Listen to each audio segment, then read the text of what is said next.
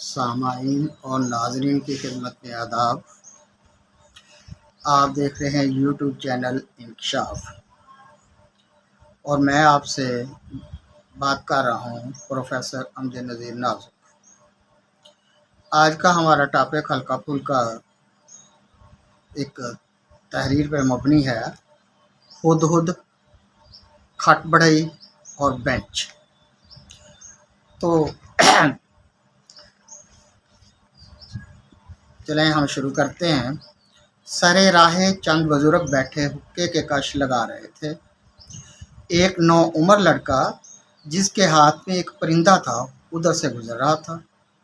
ایک بزرگ پرندے کو دیکھتے ہی بولا، یہ کھٹ بڑھئی ہے۔ دوسرا بولا، اسے سلم سلائی کہتے ہیں، اس کی چونچ سلائی کی طرح لمبی ہے نا۔ تیسرا بزرگ اس کا نام ٹھونگو لہار بتا رہا تھا۔ بچہ کہنے لگا، یہ ہدہد ہے، دیکھیں اس کے سر پر تاج نما کلگی ہے۔ یہ گفتگو جاری ہی تھی کہ ادھر ایک اور بزرگ لاٹھی کے سہارے چلتے ہوئے آ نکلے۔ وہ بولے، یہ پرندہ کہاں سے لائے ہو؟ لڑکے نے جواب دیا، بابا جی کھیتوں سے پکڑ کر لایا ہوں۔ بزرگ بولے، بہت خوبصورت چکیرا ہے، یعنی وہ پرندے کا نام چکیرا بتا رہا تھا۔ ایک پرندہ کتنے نام، جتنے منہ اتنی باتیں۔ ایک پرندہ اور اتنے نام۔ بعد میں آنے والے بزرگ نے وضاحت کی، دراصل آپ لوگوں نے جتنے نام گنوائے ہیں سب ٹھیک ہیں، جو نام میں نے بتایا ہے وہ بھی اسی پرندے کا نام ہے، لیکن یہ نام جو ہدہد بتایا گیا ہے اس پرندے کا درست نام نہیں ہے۔ ہدہد بھی ایک تاجدار کلگی والا خوبصورت پرندہ ہے۔ وہ پرکشش اور چمکدار پروں والا پرندہ ہے۔ یہ سیاہ و سفید داریوں والے پروں میں بھی ملتا ہے۔ ہدہد چمکیلے رنگوں والا پرندہ ہے۔ وہ درختوں پر تنے کے گردا گرد گھوم کر چڑھتا ہے اور کیڑے مکوڑے کھاتا ہے اور درختوں میں سوراخ بنا کر گھونسلہ تیار کرتا ہے۔ آزاد منش پرندہ ہے، ایک درخت پر زیادہ دیر نہیں ٹھہرتا، جلد ہی اس کا جی بھر جاتا ہے، پھر سے اڑ کر دوسرے درخت پر چلا جاتا ہے۔ ہدہد ہریالی اور باغات کو پسند کرتا ہے۔ بزرگوں سے ایک نے کہا، آپ خود بڑھئی ہیں، کچھ کھٹ بڑھئی کے بارے میں بھی ارشاد فرمائیے۔ بابا جی فرمانے لگے، میں بڑھئی ہوں، میرے باپ دادا بھی بڑھئی تھے، یہ پرندہ بھی کھٹ بڑھئی ہے۔ یہ مٹی سے زمین پر گھاس سے کیڑے مکوڑے کھاتا ہے، درخت پر نہیں بیٹھتا۔ مگر تمہیں کیا سوجی مجھے چھیڑنے کی؟ میں تو پہلے ہی پریشان ہوں۔ تمام بزرگان بیک زبان بول اٹھے، کیا ہوا بھائی جی، آپ پریشان کیوں ہیں؟ نصیب دشمنا اللہ خیر کرے۔ بڑھئی بابا نے کہا، پہلے اس پرندے کو آزاد کرو، پھر میں آپ کو بتاتا ہوں میں کیوں پریشان ہوں۔ بچے نے خوشی خوشی کھٹ بڑھئی کو آزاد کر دیا۔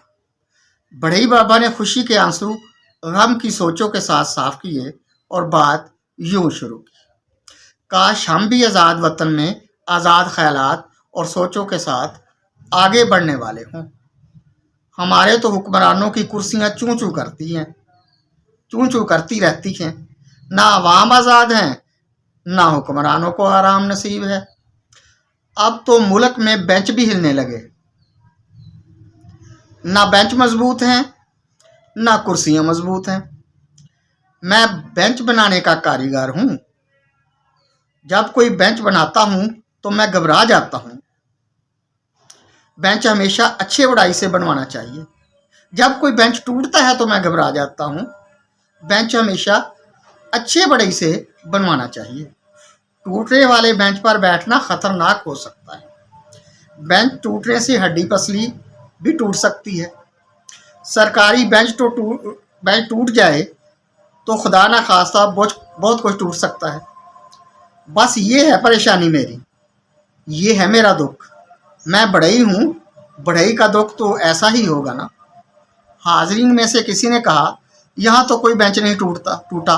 बढ़ई बाबा ने कहा, मैं उस बेंच की बात कर रहा हूँ जो शहर इक़्तिदार के ऐवानों में रोज ही टूट जाता है। कभी कहते हैं सिंगल बेंच टूट गया, कभी कहते हैं डबल बेंच टूट गया। मेरे हाथों से बना सिंगल बेंच टूटता है ना डबल बेंच। मालूम नहीं ये किस नाड़ी से बनवाते हैं ऐसे सस्ते बेंच। अगर कारीगर अच्छा हो, लकड़ी और मटेरियल उम्दा इस्तेमाल करे, नियत में फतूर ना हो तो बेंच ऐसा बनेगा उम्र बीत जाए। ये काम मुझसे करवाया होता, काश ये दिन देखने को ना मिलता। खबरों में रोज रोज मेरी बेइज्जती ना होती। ये काम मुझसे करवाया होता तो इंसाफ होता। बनाने वाले ने हुनर की इज्जत और कदर की होती। असूलों, कायदे और कानून के मुताबिक बेंच बन जाए तो कभी नहीं टूटते।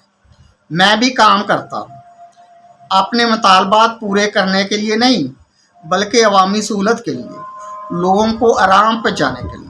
वो जो अपने हकीम साहब हैं, तबीब साहब, तबाबत बेग, उनके शिफा खाने में जो बेंच पड़ा है, जब मैंने काम शुरू किया था उनके दादा के ज़माने में तब बनाया था। आपने ये देखा होगा, उसकी पॉलिश उसी तरह चमकदार है जैसे पहले दिन थी। मजाल है कोई जोड़ हिल गया हो। इसे कहते हैं मसाली काम, इंसाफ पसंदी का काम। मैं तो हैरान हूँ, इतने बड़े जदीद शहर में जहाँ के कारीगर पढ़े लिखे और जदीद अलूम से आरास्ता हैं,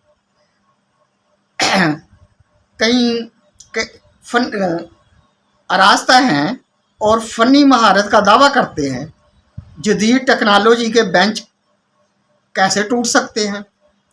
परिंदे को आज़ाद करने वाले लड़के ने सवाल किया, बाबा जी आपके पास कौन सी टेक्नोलॉजी है, आपका बेंच नहीं टूटता? बढ़ई बाबा ने कहा, मेरे सोने पुत्र, अभी तो बताया है। ईमानदारी के दस्ते हुनर से तैयारशुदा बेंच मजबूत और खूबसूरत होते हैं। माली मुफाद और शोहरत की मीखों के तलबगार बढ़ई के दस्ते जालमाना से बनाए गए बेंच टूट जाते। मेरे वाले बेंच पर 10-15 मरीज बैठ जाएं या 10-15 पहलवान, ये अपनी मौजूदगी या दस्तयाबी से इनकार नहीं करते। 4 या 6 रुकनी पाए का बेंच हो या होकर भी ये दागे मुखालफत नहीं देगा। मेरे बेंच के पाए मरीजों को सुकून देते हैं, सबके साथ इंसाफ करते हैं। अमीर, गरीब, सियासी, गैर सियासी, पसंद या नापसंद का सवाल ही पैदा नहीं होता। बाबा जी ने हुक्के का कश लगाया और फिर कहने लगे, अफसोस अच्छी सन्नतकारी की तारीफ अबलागे आमा की फहरिस्त में शामिल नहीं। तकरीबी खबरों का शोरा आम है, हम जैसों को परेशान कर रखा है। मैं पूछता हूँ शहर इक़्तिदार वालों, तुम्हारे ज़ाब्ते क्या कहते हैं? मैं पूछता हूँ उन नाम नहाद हुनरमंदों से जिनके बेंच टूट जाते हैं, तो बेंच बनाते हो, तुम बिछाते हो, इंसाफ से क्या क्यों नहीं लेते? तुम्हारे बेंच शतरंज की बसात हैं, जब चाहे लपेट देते हो। मैं बढ़ई हूँ, साहब हुनर, मेरे हुनर को बदनाम ना करो। तुम अपने मरीजों को इंसाफ क्यों नहीं देते? क्यों हड्डी पसली तोड़ने के लिए ऐसे काम करते हो जिससे त्वक्कों पर बैठा शख्स गिर जाए? बुजुर्गों में से एक ने बढ़ई बाबा को समझाया, वो लकड़ी के बेंच नहीं होते, आप परेशान ना हो। बढ़ई बाबा जलाल में आ गए, बोले, क्या वो लोहे के बेंच होते हैं? अगर ऐसा है तो रिबट और पेच अच्छे नहीं इस्तेमाल करते होंगे, हिल हिल कर सुराख खुल जाने से टूट कर गिर जाते होंगे। एक और बुजुर्ग ने समझाने की कोशिश की, दरअसल वो फैसला साजी के बेंच होते हैं। बढ़ई बाबा ने फरमाया, हाँ, फैसला साजी के बेंच अगर वो टूट जाते हैं तो फैसले कहाँ से सालम आएंगे? वो भी टूटे फूटे ही होंगे। इससे मालूम होता है उनके इरादे अच्छे नहीं। वो गू में बेंच बनाते हैं, अज़्मो इस्तकामत और कायदा कानून को नज़रअंदाज करते हैं। बुज़दिली के काम कभी पायदार नहीं होती। यकीन बनाने वाले की हालत इस दो जुमलिया की होगी। इरादे बांधता हूँ, सोचता हूँ, तोड़ देता हूँ, कहीं ऐसा ना हो जाए, कहीं वैसा ना हो जाए, और ऐसा वैसा होता रहता है। ये अल्लामा इकबाल का मिसरा उन पर ज़रूर सादक आता होगा। नादान गिर गए सजदों में जब वक्ते क़याम आया। इनके बेंच एल्यूमिनियम के हैं, जैसे एल्यूमिनियम की खिड़कियाँ रोज़ जाम होकर परेशानी पैदा करती हैं। मेरे हाथों क़याम पाकिस्तान से पहले की तैयारशुदा खिड़कियाँ अब तक ठीक ठाक हैं। एल्यूमिनियम के बेंचों या खिड़कियाँ हवा का झोंका बर्दाश्त नहीं कर सकते। खड़क सिंह का इंसाफ मशहूर है। खड़क सिंह के खड़कने से खड़कती हैं खिड़कियाँ, खड़क सिंह के खड़कने से खड़कती हैं खिड़कियाँ, खिड़कियों के खड़कने से खड़कता है खड़क सिंह। आज के खड़कने वाले हुनरमंद कारीगर दिखाने को तो बेंच आज के खड़कने वाले हुनरमंद कारीगर तो अगर दिखाने को बेंच बनाए तो टूट जाता है, और खड़क सिंह की खड़क से सब ठीक हो जाता है। मरीज ना कुरलाते हैं, मुँह से गरीब बढ़ई की परेशानी ना बढ़ती है। मैं बूढ़ा बढ़ई अपनी बदनामी ना देखता। शहर इक़्तिदार के कलीद बरदारों, तुम्हें चाहिए कुर्सी और बेंच का इस्तेमाल छोड़ दो। तख्ता इक़्तिदार रख लो अपने बेंच का नाम, लेकिन तख्तादार बना लो। गरीब लोगों को तख्तादार पर ना चढ़ाओ। ये जंग हंसाई, ये बदनामी ठीक नहीं। हम नेक नामी की मजदूरी करते हैं। तुम जुग जुग जियो महाराज, हम तेरी नगरिया में आए। आंसुओं की सौगात और परेशानियां है लाए। लंबी चूंच वाला हर परिंदा खट बड़ाई नहीं होता, और ना ही हर लंबी चूंच वाला परिंदा खुद होता है। मैं अपने बेंच बनाता हूँ, तुम अपने बेंच बनाओ।